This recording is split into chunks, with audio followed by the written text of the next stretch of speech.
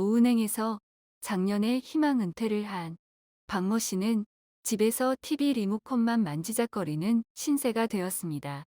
은행에서 실시한 전직 교육도 있어야 했지만 모아둔 자금 덕에 딱히 계획을 세우지 않고 부부끼리 여행을 다니면서 노후를 지낼 심산이었습니다.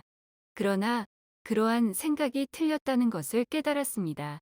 집에서 리모컨 돌이로 전락하고만 자신을 돌아보고 이렇게 지내면 안 되겠다 싶어 닥치는 대로 강좌를 듣고 이제서야 노후에 할 만한 취미를 찾고 있다고 합니다.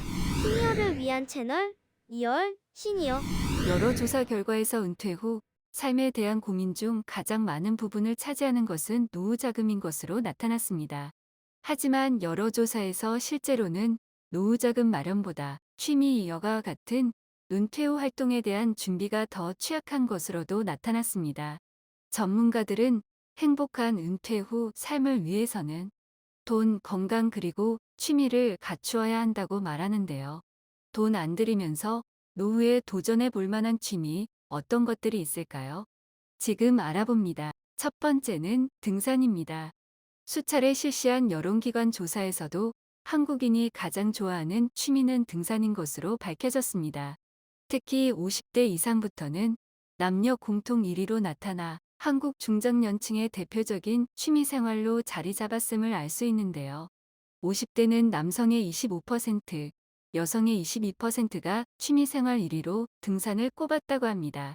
이를 입증하듯이 지난 2014년 이후에는 국내 아웃도어 총 매출 규모가 7조 원으로 세계 2위 시장에 이를 정도로 커지기도 했었죠.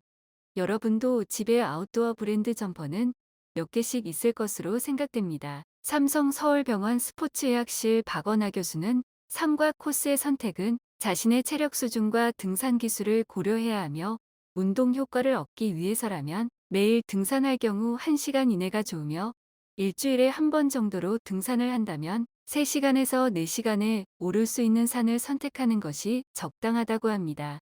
초보자의 경우는 운동 강도가 낮은 데서 시작하여 점차 높여갈 효과를 얻을 수가 있습니다. 두 번째는 등산을 하기 전에 트레이닝으로도 좋은 걷기입니다. 등산 기술의 제일 기초는 걷는 법이라고 합니다.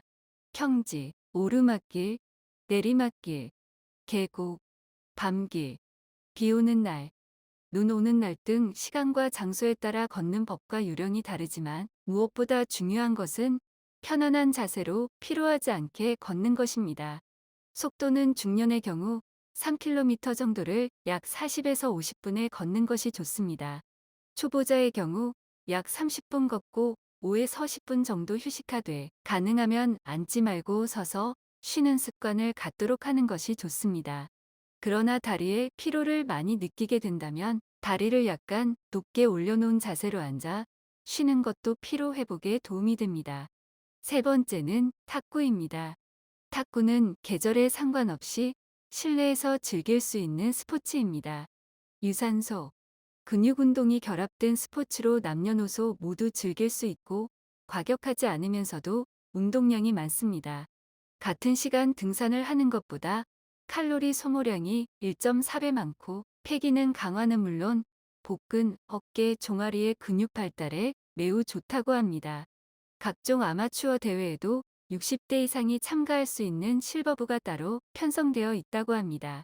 각 지역 노인 종합복지관과 지역 탁구장에서 배울 수 있습니다. 네 번째는 드로잉입니다. 매우 생소하게 생각하셨을 것 같습니다. 볼펜이나 연필로 스케치하는 것을 넘어서서 명암이나 색칠까지 하는 기법을 통칭하는 것이라고 말합니다. 드로잉은 체력 부담이 적습니다. 등산, 테니스, 골프 등 액티비티하게 몸을 움직여야 하는 활동을 싫어하는 분들에게 좋습니다. 관절에 무리가 없으니 부담 없이 시작할 수 있습니다. 드로잉은 비용이 상대적으로 저렴하면서 평생 할 수 있고 그림을 통해 나이 들면서 줄어들었던 자존감을 회복했다는 사례도 아주 많습니다. 다섯 번째는 스포츠 댄스입니다. 중년에 아주 좋은 유산소 운동입니다.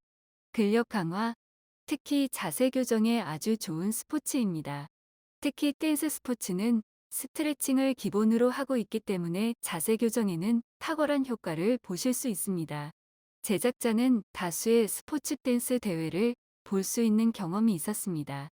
많은 시니어분들의 자세가 일반 청년들보다 더 좋았음을 확인할 수 있었으며 그것은 신선한 충격이었습니다.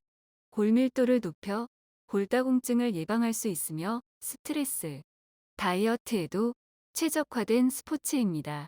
그리고 다양한 분야의 사람들과도 인정 네트워크를 형성할 수 있으므로 그 인맥을 활용해 취업에 성공한 사례들도 다수 볼 수 있습니다. 지역별 복지관 및 노인회 등 공공기관을 통한 강좌를 활용해 보세요. 여섯 번째는 외국어 배우기입니다. 많은 강좌를 통해 외국어를 익히고 그것을 활용한다면 무한 성취감을 획득할 수 있는 최고의 취미라 하겠습니다. 치매 예방에 효과적일 수 있으며 당연히 외국 여행의 재미를 느끼게 해줄 것입니다. 사람이 살아가는데 자신감만큼 중요한 것도 없다고 생각합니다. 자신감을 잃으면 우울하게 되고 정신적, 육체적 질병에 걸리기 쉬워질 수 있습니다. 이럴 때 외국어 공부를 통한 성취감 획득은 나도 외국어를 할 수 있다. 나도 도전할 수 있다. 나는 아직도 공부할 수 있는 지적 능력이 있다. 이러한 생각만 해도 기쁘지 않으신가요? 일곱 번째는 요가입니다. 나이가 들어갈수록 근육량이 줄어들기 때문에 근력 손실을 멈출 수 있는 운동 방법을 찾아 근육량이 없어지지 않도록 하는 것은 풍요로운 노후를 즐기기 위한 기본적인 방안이라 하겠습니다. 근육량이 줄어들면 부상의 위험이 크며 면역력이 떨어지고 기초대사량이 문제가 되면서 같은 양의 음식을 먹어도 체내 흡수율이 떨어지게 됩니다.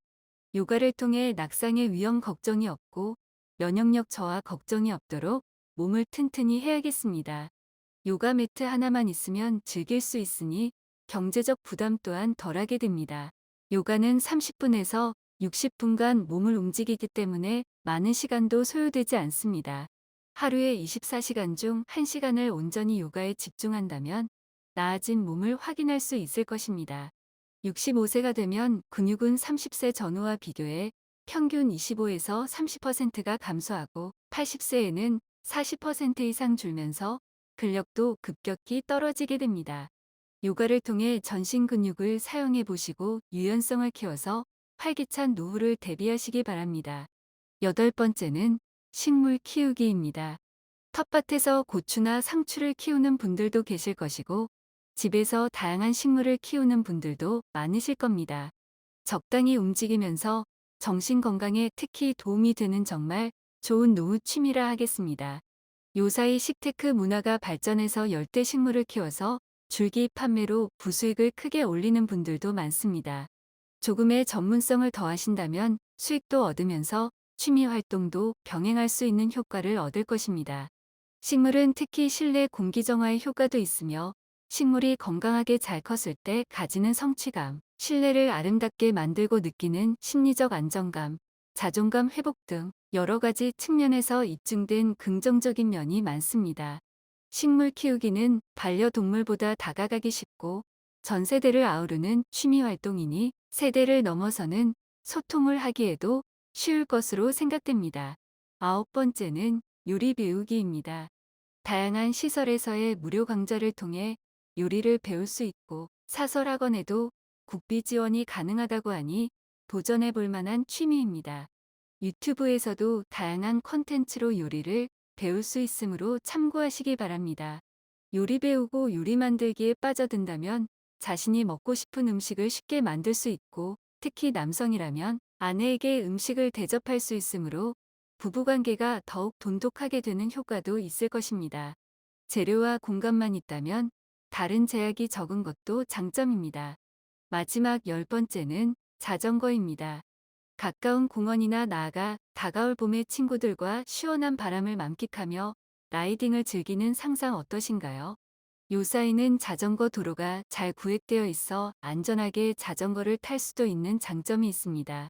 그러나 더욱 안전하게 타려면 공원 자전거 도로를 이용하는 것이 바람직하겠습니다. 자전거는 심혈관 건강에 아주 좋습니다.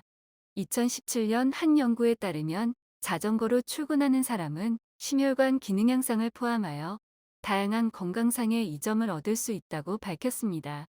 심혈관 질환 발생률이 46%, 이로 인해 사망할 확률은 52%나 낮은 것으로 조사되었습니다. 더불어 암발병 위험도 감소하였다고 밝혔습니다. 고혈압 예방은 물론 폐기능 건강에도 좋습니다. 오랜 연구에 따르면 일주일에 자전거를 170분에서 250분을 타면 폐 건강이 확연하게 향상되었음이 밝혀졌습니다. 또한 2020년 연구에서는 신체 활동이 면역 체계를 촉진하여 코로나19나 사스 같은 호흡기 전염병으로부터 신체를 보호하는 데 큰 도움을 준다고 했습니다. 자전거는 체지방과 체질량 관리에 효과적이며 신진대사율을 높이고 근육을 만들며 체지방을 태우기 때문에 다이어트를 원하시는 분에게도 매우 효과적인 운동이라 하겠습니다. 자전거는 타 운동에 비해 상대적으로 쉽게 시작할 수 있는 운동입니다. 특별한 스킬이 필요하지 않고 교통수단으로도 아주 좋습니다. 굳이 자전거를 구입하지 않아도 각 지자체에서 운영하는 대여 자전거를 이용하셔도 좋겠습니다. 오늘은 노후에 쉽게 할 수 있는 취미에 대해 알아보았습니다. 앞으로 보다 좋은 정보로 찾아뵙겠습니다. 감사합니다. 구독, 좋아요, 알림 설정 감사합니다.